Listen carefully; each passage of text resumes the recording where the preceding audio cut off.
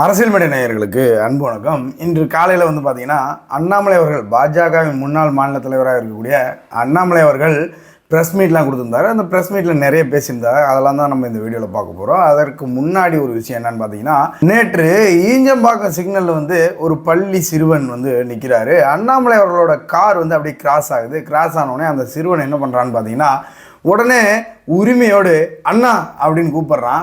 போய் அந்த கார் கண்ணாடியை தட்டுறான். அந்த கண்ணாடியை தொட்டோடனே அண்ணாமலை அவர்கள் சற்று கவனிக்காமல் கொஞ்சம் கார் மூவ் ஆகிடுச்சு. மூவ் ஆனோடனே நிறுத்த சொல்லி கார் கண்ணாடியை இறக்கிவிட்டு அந்த பையன்கிட்ட பேசிட்டு அந்த பையனுக்கு ஒரு சாக்லேட்டும் கொடுத்துட்டு அதற்கப்புறம் ஒரு மனிதர் நிற்கின்றார். செல்ஃபி எடுக்க வேண்டும் அப்படின்னு நிற்கிறாரு. உடனே அவர் டிராஃபிக் ஆகிடும்னா வேணாம், இன்னொரு நாள் பார்த்துக்கலாம், இப்போ கை மட்டும் கொடுங்க அப்படின்னு கை கொடுத்துட்டு போயிடுறாரு.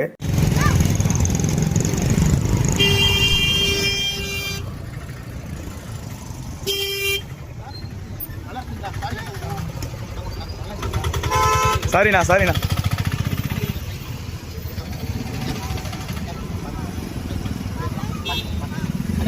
Okay, thank you so மச்ண்ணா. ஓகேண்ணா.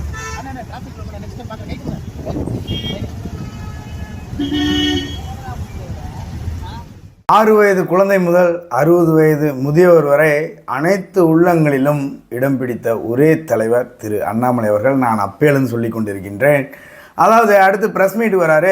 ப்ரெஸ் மீட்டில் கோயம்புத்தூரில் அந்த ப்ரெஸ் மீட்டில் ஃபஸ்ட்டு ஞானசேகரன் மேட்டரை பேசுகிறார். அந்த பாலியல் பிரச்சனை மேட்டரை பேசுகிறாரு. அதில் என்ன சொல்கிறாரு அப்படின்னு பார்த்தீங்கன்னா, போலீஸ் கொடுக்குற அந்த சார்ஜ் ஷீட்டை வச்சு தான் கோர்ட்டே ஜட்ஜ்மெண்ட் கொடுக்கும். கோர்ட்டே அப்போ தான் அந்த சார்ஜ் ஷீட்டை வச்சு தான் தீர்ப்பே கொடுக்கும் அப்படின்னு அண்ணாமலை அவர்கள் சொல்கிறாரு. அதனால் கோர்ட்டை நான் குறை சொல்லலை, அந்த போலீஸ் கொடுத்துருக்கக்கூடிய அந்த சார்ஜ் ஷீட்டில் தான் குறை இருக்கிறது அப்படின்னு சொல்கிறாரு. எஸ்ஐடிக்கு சேலஞ்ச் பண்ணுறேன் நான் அப்படின்னு சேலஞ்ச் வேறு பண்ணியிருக்காரு. என் மீது நீதிமன்ற அவமதிப்பு வழக்கு போட்டால் கூட பரவாயில்ல, நான் அதை ஃபேஸ் பண்ண ரெடியாக இருக்கேன். அப்படிலாம் பூச்சாண்டி காட்டி எல்லாத்தையும் மிரட்டுற மாதிரி என்னையும் மிரட்டி பார்க்கலாம்னு நினைக்க வேணாம் திமுக அப்படின்னு சொல்கிறாரு. நான் இன்னைக்கு பத்திரிகை நண்பர்கிட்ட சொல்றேன், நான் எஸ்ஐடியை சேலஞ்ச் பண்ணுறேங்கண்ணா. நீங்கள் ஞானசேகரன்றது கைப்பற்றப்பட்ட மொபைல் ஃபோனில் என்னை பொறுத்தவரை ஞானசேகரனுடைய மொபைல் ஃபோனில் வேற வீடியோவும் இருந்துச்சு. அந்த விக்டிமை ட்ரேஸ் பண்ணுறதுக்கு எஸ்ஐடி முயற்சி எடுக்கல. அந்த வீடியோவில் இருக்கக்கூடிய பெண்மணி யார் முயற்சி எடுக்கல. அவங்களா கேஸ் கொடுத்தா எடுத்துக்கலாம். ஒரு கேஸ் கொடுத்தாங்க, மே 14ஆம் தேதி ஒரு கேஸ் கொடுத்தாங்க, 2 கேஸ் கொடுத்தாங்க. இதை மட்டும் இன்வெஸ்டிகேட் பண்ணுவோம். ஞானசேகரனுடைய மொபைல் ஃபோன் தமிழ்நாட்டினுடைய ஃபொரன்சிக் லேபுக்கு போயிட்டு வந்த பிறகு அந்த ஃபோனில் வேற வீடியோஸ் இருந்துச்சு. அப்ப எஸ்ஐடி முயற்சி எடுத்து அந்த பெண் யார் அப்படிங்கிற ட்ரேஸ் பண்ணி அவங்க கிட்ட கம்ப்ளைண்ட் வாங்க வேண்டிய பொறுப்பு எஸ்ஐடிக்கு இருக்கு. அதை செய்யல. அதனால எஸ்ஐடி என்னைய சம்மன் பண்ணிட்டு நான் பேசுறேன். I am ready. எப்படி சொன்னீங்க? எஸ்ஐடி அதிகாரி சம்மன் பண்ணிட்டு எஸ்ஐடி ஆஃபீஸுக்கு போறேன். இந்த அடிப்படையில் சொன்னேன். அந்த வீடியோவை ஏன் நீங்க ஃபாலோ அப் பண்ணி அவங்ககிட்ட ஒரு கம்ப்ளைண்ட் வாங்கல, அதையே மறைச்சிங்க. அதனால எஸ்ஐடி இந்த பிரச்சனையை பொறுத்தவரை கோர்ட்டை பொறுத்த வரைக்கும் கோர்ட்டு கிட்ட நீங்க கொடுக்குற எவிடன்ஸ் வச்சு தான் கோர்ட்டு பேசுவாங்க. கோர்ட்டுக்கு எல்லா எவிடன்ஸும் கொடுக்க மாட்டாங்க. கோர்ட்டு கிட்ட 24ஆம் தேதி சிடிஆர் கோர்ட்டுக்கு எப்படி தெரியுங்கன்னா, கோர்ட்டுக்கு எப்படி தெரியும் 24ஆம் தேதி ஞானசேகரனை கைது பண்ணி நைட்டு விட்டாங்கன்னு கோர்ட்டுக்கு எப்படி தெரியும்? கோர்ட்டை பொறுத்தவரை போலீஸ் கொடுத்த சார்ஜ் ஷீட்டும் டிஃபென்ஸ் சொல்ற ஆர்குமெண்ட்டை கேட்டு தான் நீதியரசர்கள் நீதி கொடுக்குறாங்களோ தவிர பேக்ரவுண்ட்ல நடந்ததெல்லாம் எந்த கோர்ட்டுக்குமே தெரியாது. அதனால் நீதிமன்ற அவமதிப்பு இந்த டிராமால எங்கிட்ட பண்ணக்கூடாது.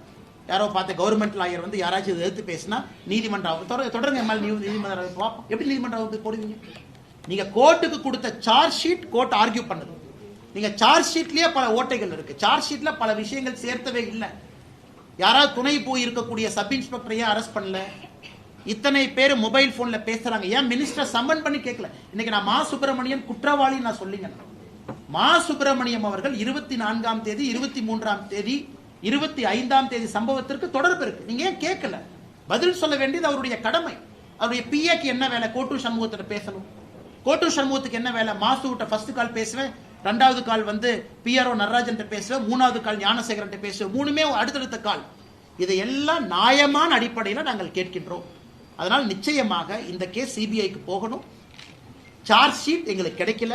இது ஒரு சீக்ரெட்டிவ் ப்ராசஸ். இது எஃப்ஐஆர் கூட சீக்கிரட்டா தான் வச்சிருந்தாங்க, லீக் ஆயிருச்சு. அதனால் தொடர்ந்து இந்த போராட்டம் இருக்கும். வேறு யாரு டிஃபமேஷன் சூட் போட்டாலும் தயவு செஞ்சு போடுங்க, அதெல்லாம் பார்த்துக்கலாம், ஒன்றும் பிரச்சனை இல்லை.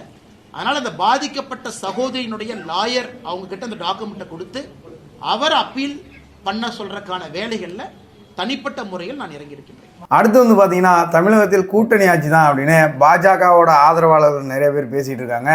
இதை பற்றி உங்களோட கருத்து என்னன்னு கேட்குறாங்க. அப்போது அண்ணா இதை நான் பேசினா வம்பா போயிடும் அப்படின்னு சொல்லிட்டு நான் வந்து பாஜக ஆட்சிக்கு வர வேண்டும் அப்படின்னு நினைக்கிறவன், பாஜக அதிக இடத்துல ஜெயிக்கணும், பாஜக அதிக இடத்துல நிற்கணும் அப்படின்னு நினைக்கிறவன் அப்படின்னு ஒரு அருமையான பதிலை சொல்லியிருக்கிறார்.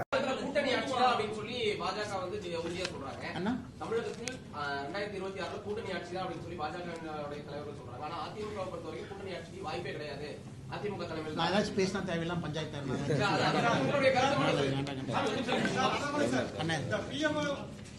அண்ணா, நான் வந்து இந்த கூட்டணி ஆட்சியில எல்லாம் பாஜக ஆட்சின்னு சொல்லிட்டு இருக்கிறேன் நான். ஆனா இன்னைக்கு நம்முடைய கட்சியினுடைய தலைவர்கள் ஒரு முடிவு எடுத்திருக்கிறாங்க. முடிவுக்கு தொண்டனாக நாங்கள் கட்டுப்படுகின்றோம். அது எங்களுடைய தலைவர் நைனா அண்ணா இருக்கிறாங்க, அவங்க எல்லாம் சொல்லுவாங்கன்னா இதுக்குள்ள நான் போக விரும்பல.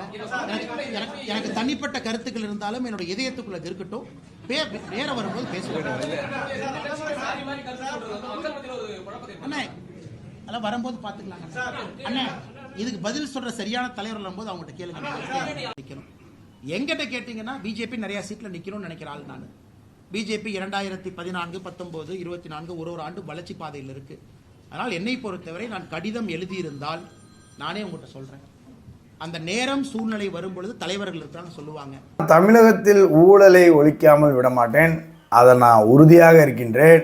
ஆனால் எனக்கு 40 வயசு தான் ஆகுது, இன்னும் 40 வருஷம் நான் அரசியலில் இருப்பேன். அதனால் நீங்கள் கவலையப்படாதீங்க, தமிழ்நாட்டில் ஊழலை ஒழிக்காம மட்டும் விட மாட்டேன் அப்படின்னு தெளிவாக சொல்லியிருக்கிறார் திரு அண்ணாமலை அவர்கள். நல்லா புரிஞ்சுக்கண்ணா, இந்த 2 கட்சிகளும் எங்கேயும் போறதில்லை, பிஜேபி எங்கேயும் போறதில்லை. எனக்கு 40 வயசு தான், 40 வருஷம் அரசியல் பண்ணுவேன். தமிழ்நாட்டில் அரசியல் மாற்றங்களை தெளிவாக இருக்கேன், ஊழலை ஒழிக்கிறவங்களும் தெளிவாக இருக்கேன். அப்பப்போ ஒரு ரிவர்ஸ் கியர் தேவைப்படுது, அப்பப்போ பாஸ் தேவைப்படுது. எல்லாமே தன்னிச்சையாக நான் செயல்பட்டேன் அப்படின்னா அப்புறம் நானும் ஒரு குரூப்புல சேர்ந்துக்க வேணாம். இன்னைக்கு நான் தொண்டனா இருக்கேன், தொண்டனுடைய அழகு என்னவோ அதை மட்டும் நான் ஃபாலோ பண்றேன். கட்சியினுடைய தன்மை எனக்கு புரிஞ்சிருக்கேன். எந்த நேரத்தில் எதை கையில் எடுக்கணுமோ அந்த சூழ்நிலைக்கு கையில் எடுக்கிறோம். இன்னைக்கு என்ன பேசணுமோ அதை பேசுறோம். இறுதியாக வழக்கம் போல திருப்பி பிரஸ்காரங்களை நோக்கி ஒரு கேள்வியை வைத்திருக்கிறார் திரு அண்ணாமலை அவர்கள். என்னன்னு பார்த்தீங்கன்னா, அவங்க எதிர்பார்க்கவே இல்லை, நீங்கள் கேட்ட கேள்வியை நான் அச்சு பேசுகிறாமல் சொல்கிறேன், ஆனால் நான் அன்னைக்கு சொன்ன பதிலை நீங்கள் சொல்லுங்கள், எனக்கு நான் என்ன பதில் சொன்னேன்னு சொல்லுங்கள் அப்படின்னு சொல்கிறாரு. அண்ணா இதே கேள்வியை 4 மாதம் முன்னாடி ப்ரெஸ் மீட்டில் நீங்கள் கேட்டீங்க, இதே அண்ணன் நீங்கள் தான் கேட்டீங்க, இதே கேள்விக்கு 4 மாதம் முன்னாடி பதில் சொன்னேன். நல்ல கேள்விதான், நல்ல கேள்வி. பாராட்டித்தானே பதில் சொல்றேன், நீ கேட்ட தப்புன்னு சொல்றேன்னா. அதனால அன்னைக்கு சொன்ன இல்ல இல்ல அந்த ஆன்சர் ஒரு நிமிஷம், நான் சொன்ன ஆன்சர் அவர் சொல்ல சொல்லுங்க. ஆன்சரே கேட்க மாட்டீங்க, நான் சொன்ன ஆன்சர் சொல்ல சொல்லுங்க. நான் அன்னைக்கு சொன்ன ஆன்சர் சொல்ல சொல்லுங்க. பிரஸ் மீட்ல நீங்க கேட்ட கேள்வியை பிசிறு மாறாம நான் கேள்வியை திரும்ப சொல்றேன். ஏன்னா அண்ணாமலை அவர்கள் வந்து முன்னாடி மாதிரி ரெகுலரா பிரஸ் மீட் கொடுக்கறது இல்லை. அதனால பத்திரிகையாளர்களுக்கு வந்து கொஞ்சம் டச் விட்டு போயிருக்கும். அது போக போக பழைய ஃபார்முக்கு வந்துருவாங்க. இப்போ கொஞ்சம் போட்டு பார்க்குறாங்க, வார்த்தை ஜாலம் விளையாடி பார்க்குறாங்க. ஏதாவது ஒரு வார்த்தையை போடுவோம், அண்ணாமலை அவர்கள் ஏதாவது ஒரு பதிலை சொல்லுவார், நம்ம கட்சிக்குள்ளேயே ஒரு கான்ட்ரவர்சி கிரியேட் பண்ணுவோம் அப்படின்ற நோக்கத்தில் இருக்காங்க. அதுக்கு போக போக சரியாயிடும், அண்ணாமலை அவர்களே சரி பண்ணிடுவார். இறுதியாக கோயம்புத்தூரில் 4வது நாளாக தொடரும் தூய்மை பணியாளர்களின் போராட்டத்தில் கலந்து கொண்டு தனது ஆதரவை தெரிவித்திருக்கிறார் திரு அண்ணாமலை அவர்கள்.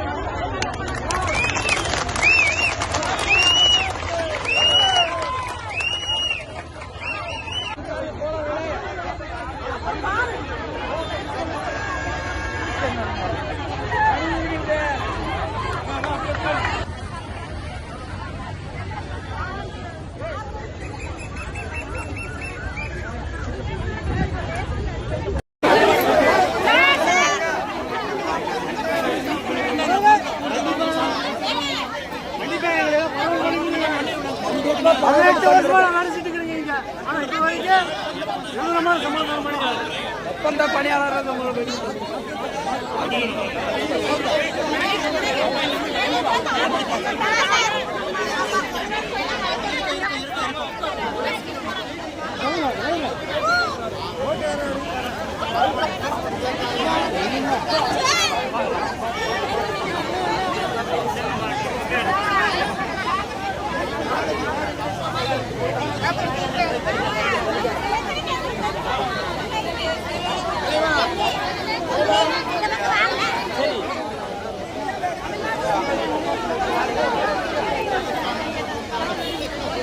அதில் பார்த்தீங்கன்னா ஏடிஎம்கே கட்சி துண்டை கழுத்தில் போட்டுட்டு ஒருத்தர் அண்ணாமலை அவர்களுக்கு சால்வா போடுவார். அதாவது திமுகவை அப்புறப்படுத்தணும், திமுகவை ஆட்சி கட்டிலிருந்து வெளியேற்றணும், அதற்காக நம்ம தலைவர்கள் எல்லாம் ஒன்றா நிற்கிறாங்க, ஒரே கூட்டணியில் ஒருமித்த கருத்தோடு நிற்கிறாங்க. நம்மளும் அதை மனசில் வச்சுட்டு திமுகவை அப்புறப்படுத்துவதற்கான வேலையை ஆரம்பிப்போம் அப்படின்றத நான் இந்த இடத்துல சொல்லிக்கிறேன்.